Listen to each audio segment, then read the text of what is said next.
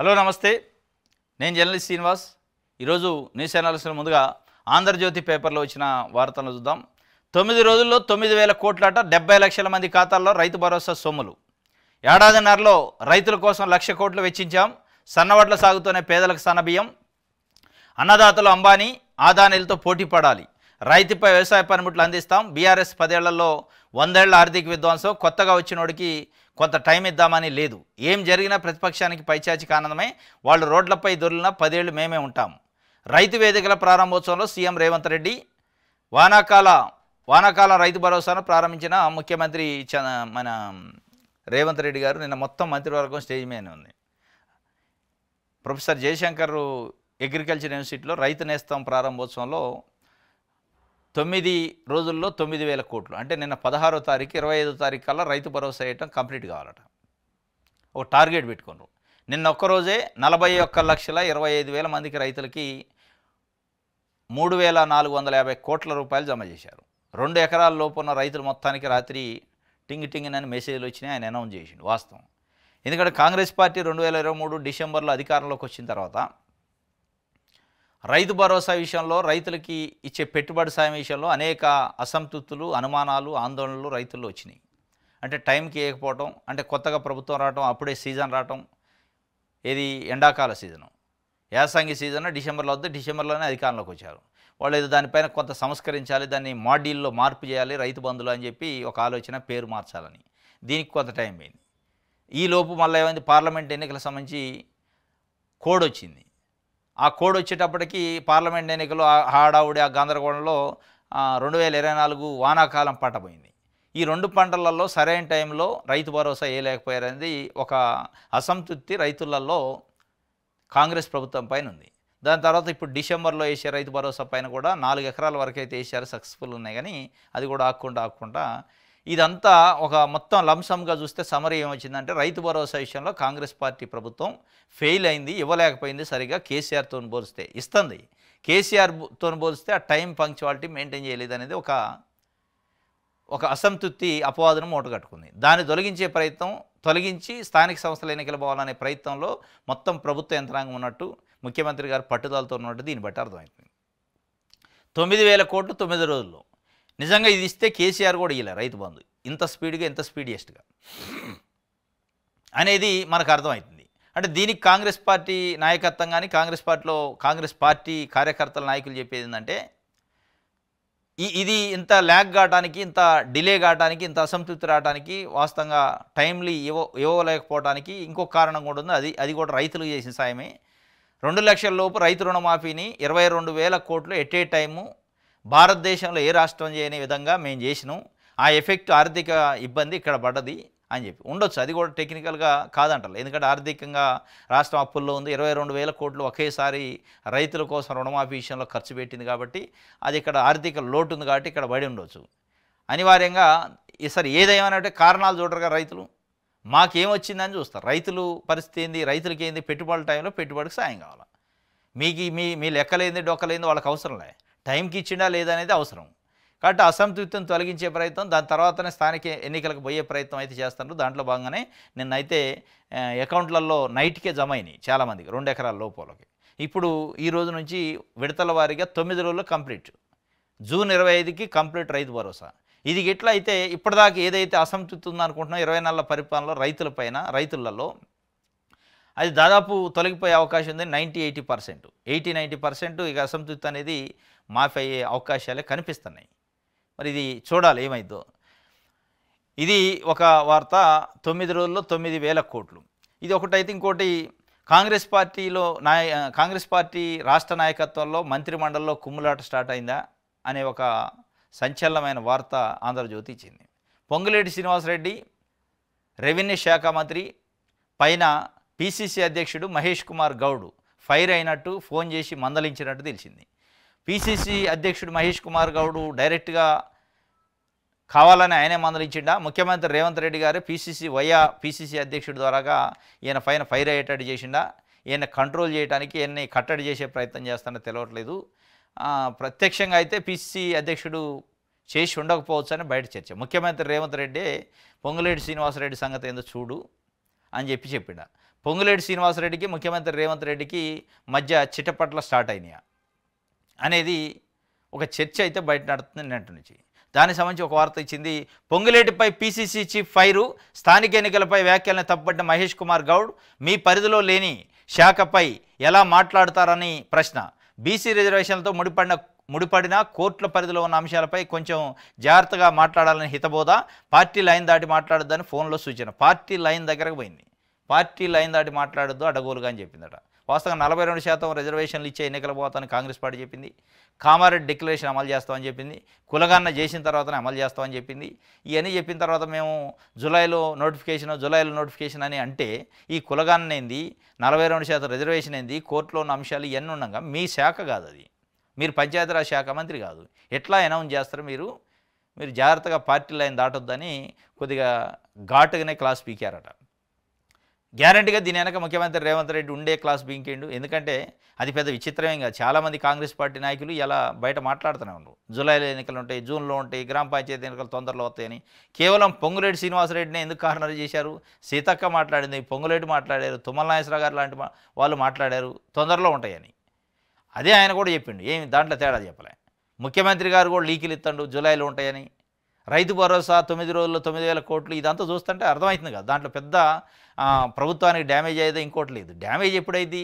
మీరు అన్న ప్రకారం 42% రిజర్వేషన్ లేకుండా ఎన్నికలకు పోతే డ్యామేజ్ అయింది. అప్పుడు మరి ఎవరు బాధ్యత? అప్పుడు పార్టీ లైనే కదా, పార్టీ లైన్ దాటినట్టే కదా. మహేష్ కుమార్ గౌడ్తోని చెప్పించినట్టు రేవంత్ రెడ్డి చెప్తున్నాడు. మరి ఏం తేడాలు వచ్చినాయి ఏం కథ, కానీ మొత్తానికి అయితే చిటపట్ల స్టార్ట్ అయినట్టే అనిపిస్తుంది. ఇది ఇష్యూ కాదు పెద్దగా, ఇది పార్టీకి డ్యామేజ్ చేసేదో ఇది పెద్ద విశేషమో ఇంకోటో కాదు. గ్రామ పంచాయతీ ఎన్నికలు ఎప్పుడు ఉంటాయంటే సుమారు జూలైలో ఉండొచ్చు అని ఎవరైనా చెప్తారు. అందరు చెప్పారు, ఆయన చెప్పిండు. దాన్నే ఎందుకు స్కోపిక్గా చూస్తున్నారు, దాన్నే ఎందుకు కార్నర్ పెట్టారు అనేది ఇక్కడ పాయింట్. రైతులకు భరోసా 9 రోజుల్లో అన్నదాతల ఖాతాలో 9,000 కోట్లు, 70 లక్షల మంది అన్నదాతలకు లబ్ధి. దేశం విడిచి వెళ్లొద్దు, ఈ కార్ రేస్ సమయంలో వాడిన ఫోన్లు రేపటిలోగా అందజేయాలి. ఆర్బీఐ అనుమతి అవసరం లేదని చెప్పారా? ఈ కార్ రేసులో హెచ్ఎండిఏ ఎంత ఖర్చు చేసింది? ఫార్ములా కేసులో కేటీఆర్పై ఏసీబీ ప్రశ్నల వర్షం, మళ్లీ విచారణకు హాజరవ్వాలంటూ ఆదేశం. సుమారు 7 గంటల పాటట ఏకపక్ష నిర్ణయాలు ఎలా తీసుకున్నారు? 55 కోట్లు విదేశీ కంపెనీకి మీరే చెల్లించమన్నారా? జైలుకి వెళ్ళేందుకు నేను సిద్ధం అంటాను ఎవరు? కేటీఆర్. అరవింద్ కుమార్ సెలవులు రద్దు చేశారా? ఐఏఎస్ ఆఫీసర్ ఈ కేసులోనే ఉండు. ఆయన విదేశాలకు పోయినాడు, సబ్సిడీ చేయకుండా 2 నెలలు అయిందట. ఆయనకు సెలవు ఇచ్చిండు, ఏం కథ కేసులో ఉన్నాడు, ఎట్ట పోయింది తెలియదు. ముఖ్యమంత్రి గారు నిన్న చెప్తున్నట, నిన్న అట్టెట పోయిండి ఎవరు ఇచ్చారంటే పోయిన సిఎస్ఆర్ శాంతికుమారి గారు ఇచ్చారంటే క్యాన్సిల్ చేయండి, సెలవు ఇమీడియట్ రప్పించండి అంటే అరవింద్ కుమార్ని విదేశాల నుంచి రప్పిస్తారంటే కేటీఆర్ని ఇక నెక్స్ట్ సారి తీసిపోయి లోపటేసే కార్యక్రమం ఉన్నట్టుంది. ఎందుకంటే ఆయన మాటలు కూడా చాలా ఓవర్గా ఉన్నాయి. నిన్న అంటే విచారణకు పోయి వచ్చిన తర్వాత ఆయన చాలా పెద్ద మాటలు మాట్లాడారు. లొట్టపీస్ కేసు, తుపేలు కేసు, లొట్టపీస్ ముఖ్యమంత్రి, లొట్టపీస్ ప్రభుత్వం, ఇదే మాట్లాడేది. 10 ఏళ్ళు మంత్రి చేశారు. ఒక ముఖ్యమంత్రిని రాష్ట్ర ముఖ్యమంత్రిని పెట్టుకొని హౌలే లొట్టపీస్ ముఖ్యమంత్రి వాడు వీడంటే ఏంది మీ స్థాయికి? అది సరిపోద్దా? మరి లొట్టపీస్ కేసు అయితే ఇంతమంది మార్బలు కార్యకర్తలు జేజేలు ఇవన్నీ ఎందుకు? మరి ఆ లొట్టపీస్ కేసుకి ఉట్టిగా సపోర్ట్ చేయకపోయి ఇన్వెస్టిగేషన్కి పోయి రావచ్చు కదా. ఏందా భయం? ఎందుకు చుట్టూ సమీకరణలు, కార్యకర్తలు, మంది మార్బలం, హంగామా, స్లోగన్లు, జాతరలు ఇవన్నీ ఏంది అవసరమా? ఎవరిని రావద్దని చెప్పొచ్చుగా. అది కేసే కాదురా నాయన, అది ఏం లేదు. ఆ కేసు లొట్టపీస్ కేసు కోసం మీరంతా ఎందుకని సపోర్ట్ చేయకపోయి వస్తే అయిపోయిందిగా. మీకు తెలుసు ఆ కేసు ఏంది, ఆ కథ ఏంది, ఎడిపోద్దని. కాకపోతే పైకి మేకపోతు గాంభీర్యం. వీళ్ళు ఎవరికి వాళ్ళ నటులు. కేసీఆర్ ఫ్యామిలీ, కవితే, కేటీఆర్, హరీష్ రావే. నటనలో వాళ్ళకి మించిన వాళ్ళు లేరు. కవిత నిన్న ఎక్కడ వేధింపులు చేస్తారు, మా కుటుంబం అంతా ఐక్యమే, మేము విడిపోలేదంట. ఎవరు చెప్పారు విడిపోయారని? నటిస్తారు విడిపోయినట్టు. మీరే లెటర్లు రాస్తారు, మీరే కుట్రలు అంటారు, మీరే దేయాలంటారు, మళ్ళీ మేము అంతా ఐక్యం అంటారు. ఈయనొచ్చి అది లొట్టపీస్ కేసు, దాంతో అయ్యేది ఏముంది పోయేది ఏంది అని ఏం చెప్తారు. మరి లొట్టపీస్ కేసుకి ఈ మార్బలం, మార్బలం, హంగామా ఏంటంటే చెప్పడం. మరి మళ్ళీ ఆయన ఏం చెప్తుండో, ఏసీబీ వాళ్ళు ఏమి నేనే వాళ్ళని ఉల్టా ప్రశ్న వేసిన అంటుండు. ఏనే ఉల్టా వేసినాడు, ఎక్కడ జరిగింది చెప్పు అవినీతి అని. ఏముంది ఇందులో అవినీతి అని చెప్పిండట. మరి అది చెప్పకపోతే ఏం చెప్తాడు? దొంగతనం చేసినాడు చెప్తాడు. నేనే ఉల్టా ప్రశ్నలు వేసిన, 7 గంటల పాటు నాకు అన్ని మర్యాదలు చేసి పంపారు. మర్యాదల సంగతి జైల్లో అరెస్ట్ చేసిన రోజు ఇదే మాట చెప్పు. అరెస్ట్ చేసి లోపల పంపిస్తారు కదా, అయ్యాల నా కక్ష సాధింపు, తెలంగాణ కోసం మాట్లాడుతున్నందుకు నన్ను జైల్లో పెడుతున్నారని అనకుండా సంతోషంగా నాకు లొట్టపీస్ కేసే లొట్టపూజ చేయలేను. ఆయన చెప్తుండు దేశం అయితే విడిచిపోవద్దు అన్నరట, ఆ ఫోన్ కూడా ఇవ్వనరట. ఇది దిశ ఆంధ్రప్రదేశ్. రాక్షసానందం కోసమే అక్రమ కేసులు, ఇదో తుపేలు కేసు, ఎన్ని పెట్టినా భయపడం. మరి తుపేలు కేసుకి ఇంతమంది తుపేలు జనాలు, ఈ తుపేల మరి వాళ్ళంతా జనాలు ఎందుకు? నాయకులు కార్యకర్తలు కారులో ఒక్కడో డ్రైవర్ని పట్టుకొని పోయి అటెండ్ అయ్యొచ్చే కాడికి తుపేలు కేసు అట, లొటపీస్ కేసులు. ఇగో ఇయే మీకు కర్రు కాల్చి జనాలు ఓత పెట్టారు. వీటి గురించే పని చేయక కాదు. మీకు కేసీఆర్ పని చేయకనో, కేసీఆర్ జనాలకో రాష్ట్రానికో అభివృద్ధి చేయలేదు అని కాదు. కేసీఆర్ చేసిండు, పని చేసిండు. ఇగో అహంకారం అహంభావం మాటలు ఉన్నాయి కదా, మొత్తం మాదే ఎస్టేట్ తెలంగాణ అన్నట్టు బిహేవ్ చేశారు కదా, దీనికే మేము లోడ్ ఇచ్చింది. అయినా కానీ తగ్గట్లే. మీరు కేసుకి ఇన్వెస్టిగేషన్కి పోయి వచ్చారు, అక్కడ జరిగింది ఏదో 4 మాటలు చెప్తే సింపతాన్ని వద్ది. ఈ తుప్పేలు కేసు, లొట్టపీస్ కేసు, అవులేగాడు లుచ్చాగాడు అని ముఖ్యమంత్రి అంటే మీ పైన ఇంకా నెగిటివిటీ వద్దు. ఓహో ఈయనకి తగ్గలేదురా నాయన, ఇంకా అట్లే ఉంది, ఏమాత్రం తగ్గలేదని అనుకుంటారు.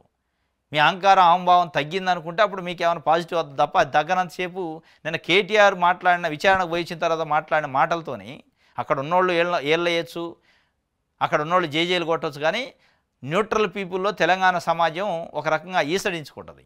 అరే నువ్వు చేసిందే దొంగ పని, ఆ దొంగ పని చేసిన వాళ్ళే చెప్పాలి కానీ లొట్టపీస్ కేసు తుప్పేలు కేసు అని మాట్లాడటం ఏంది అనేది ప్రజల్లో ఒక చర్చ నడుతుంది.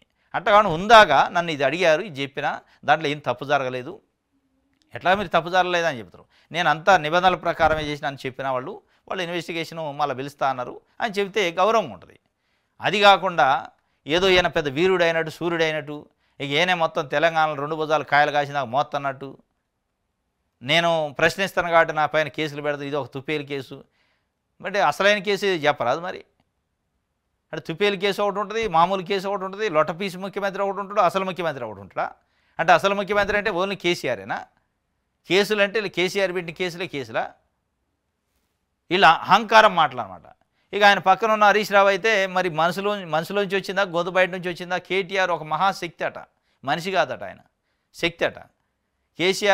కేటీఆర్ శక్తి అనేమో హరీష్ రావు అంటాడు, కేటీఆర్ దెయ్యం అనేమో కవిత అంటది. లేదు మేమంతా ఒకటే అంటారు. మళ్ళీ శక్తులు దెయ్యాలు ప్రజలకు సేవ చేయలేవు. ప్రజలకు నాయకులే సేవ చేస్తారు, మనుషులే సేవ చేయాలి. మరి శక్తులు దెయ్యాలని వీళ్ళు క్రియేట్ చేసుకుంటున్నారు. క్యాబినెట్ నిర్ణయించక ముందే విధాన ప్రకటనలు ఎట్లా ఇస్తారని మంత్రుల తీరుపై పీసీసీ చీఫ్ మహేష్ కుమార్ గౌడ్ మండిపాటు. స్థానిక ఎన్నికలపై మంత్రి పొంగులేటి సీతక్క వ్యాఖ్యలపై అభ్యంతరాలు. ఇద్దరితో ఫోన్లో చర్చ. రిజర్వేషన్లో కోర్టు కేసుల నేపథ్యంలో బాధ్యతగా మాట్లాడాలని హేతువు. అంటే బాధ్యత లేకుండా మాట్లాడారు కాబట్టి బాధ్యత గుర్తు చేసినట్టు రాశారు. 23న భూముల వేలమంట, 3,000 కోట్ల నిధుల సమీకరణ. గచ్చిబౌలి, నిజాంపేట, చింతల్లో 22 స్థలాల వేలానికి రంగం సిద్ధం. కథం అయిపోయా. 9 రోజుల్లో 9,000 కోట్లు రైతులకు పంచుతుండు, అవి ఇక్కడ భూములు అమ్ముతుండు. ఇదే ఇప్పుడు ప్రభుత్వాలు చేసేది. కేసీఆర్ చేసినా ఇదే. 3,000 కోట్లు సమీకరించాలట. ఆ సమీకరించడానికి భూములు అమ్ముతుండ్రు. ఇక్కడ ఓట్లు వేయించుకోవాలి కాబట్టి, గ్రామ పంచాయతీ ఎన్నికలు పెట్టాలి కాబట్టి ఓట్లు వేయాలంటే రైతు భరోసా ఇవ్వాలి.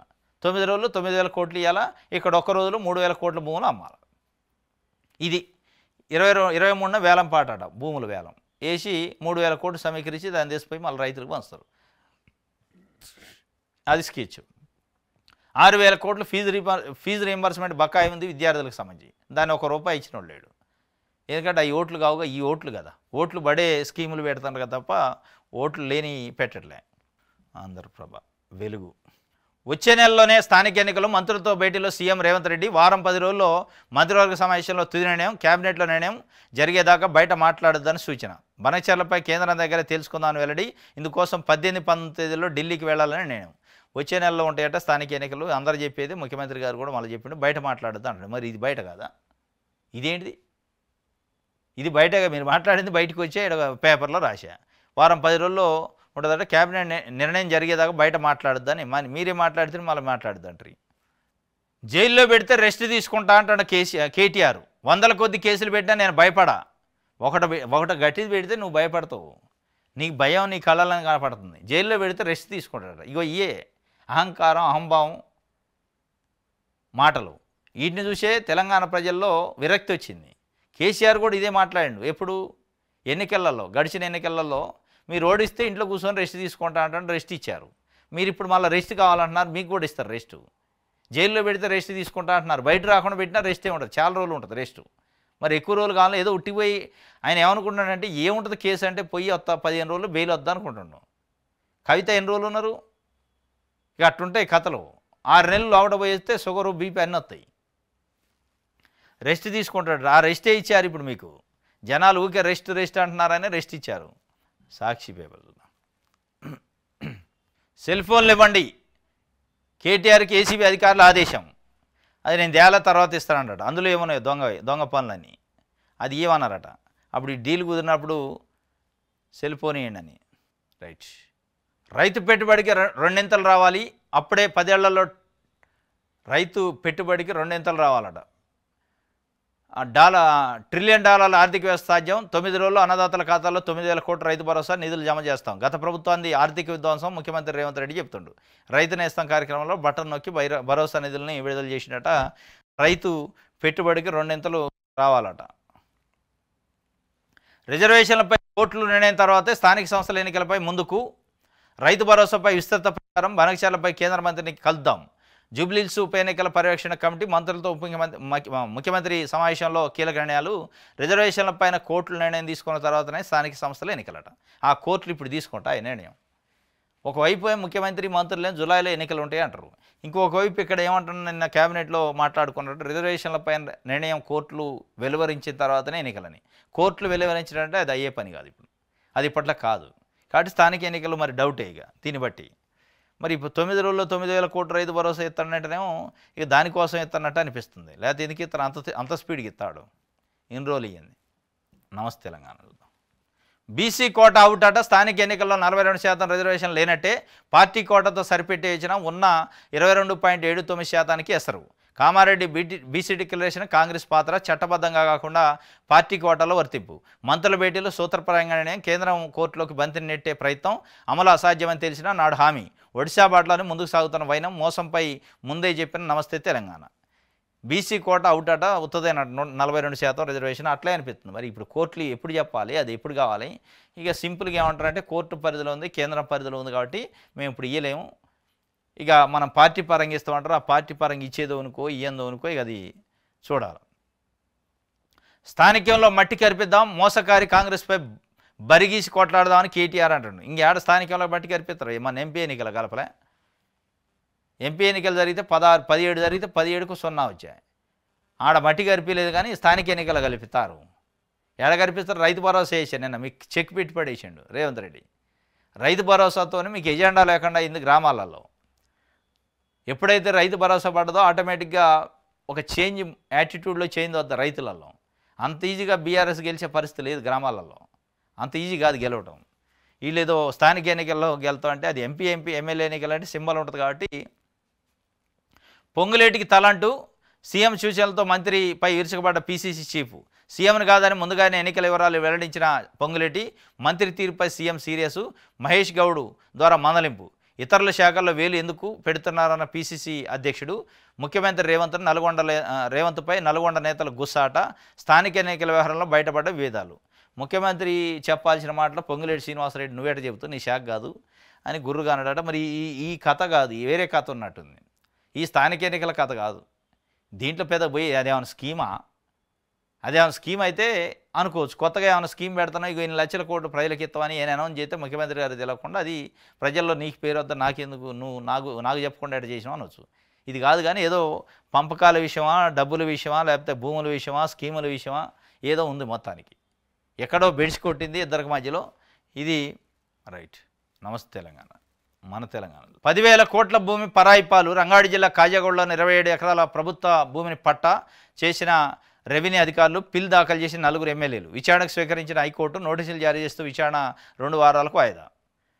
10,000 కోట్ల భూమి పరాయిపాలు అవుతుందట. అది కూడా మన అధికార పార్టీ ఎమ్మెల్యేలే కోర్టుకు పోవాల్సిన పరిస్థితి. మరి కోర్టుకు పోయే వాళ్ళు ముఖ్యమంత్రి దగ్గర పోతే ఆపుతారుగా. 10,000 కోట్ల భూమి పరాయిపాలు అవుతుంటాయి.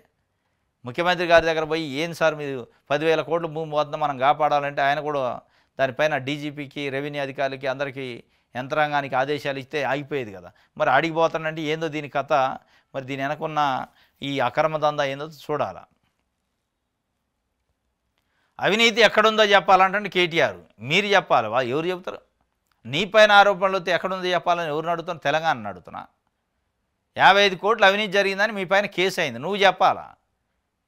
మళ్ళీ నువ్వే ఉల్టా క్వశ్చన్ అయితే దొంగ దొంగ అన్నట్టుండే. ఆ అవినీతి జరిగిందా లేదా, ఎట జరిగిందో చెప్పాలి నువ్వే. ఆయన ఉల్టా మాట్లాడుతాడు. వాళ్ళు ఏమి బెబ్బే మమ్మే మమ్మే అన్నారట ఏసీబీ అధికారు. ఆ బెబ్బే మమ్మే సంగతి లోపల మనం చూడలేదు కాబట్టి వీళ్ళు అట్ట చెప్తారు బుకాయింపులు బయటకు వచ్చి. వాళ్ళకి ఏం అడగటం వస్తుంది, ఏం అడగటం రావట్లే. బెబ్బే మమ్మే క్వశ్చన్లు, టైంపాస్ చేశారు, మర్యాదలు చేశారు. ఆ మర్యాదల సంగతి ఏందో మరి రేవంత్ రెడ్డి దృష్టికి పోయిందా లేదు ఈ మర్యాదలు తెలియదు, కానీ గట్టిగా ఒకసారి కూర్చోబెడితే మర్యాదల సంగతి తెలుస్తుంది. ఆ బెబ్బే మమ్మే కథలు తెలుస్తాయి. స్థానిక ఎన్నికలపై నేనేమీ మాట మార్చలేదు, వారం 10 రోజుల్లో స్పష్టత వస్తుందని మాత్రమే చెప్పాడు. టీపీసీసీ అధ్యక్షుడు మహేష్ కుమార్ గౌడ్ వ్యాఖ్యలపై మంత్రి సీతక్క స్పష్టత. కేటీఆర్ జైలుకు వెళ్లాలని ఆరాటపడుతున్నారని వ్యాఖ్య. సీతక్క పైన కూడా పీసీసీ అధ్యక్షుడు గుర్రుగున్నాడట, నువ్వు ఎట్లా మాట్లాడుతావు అని. నేనేం మాట మార్చలే, ఉన్నదే చెప్పినా అని ఆమె చెప్పిందట. రైట్, ఇది మన తెలంగాణ. ఇది ఈరోజు న్యూస్ అనాలిసిస్. రేపు తాజా వార్తలతో తిరిగి కలుసుకుందాం. Thank you.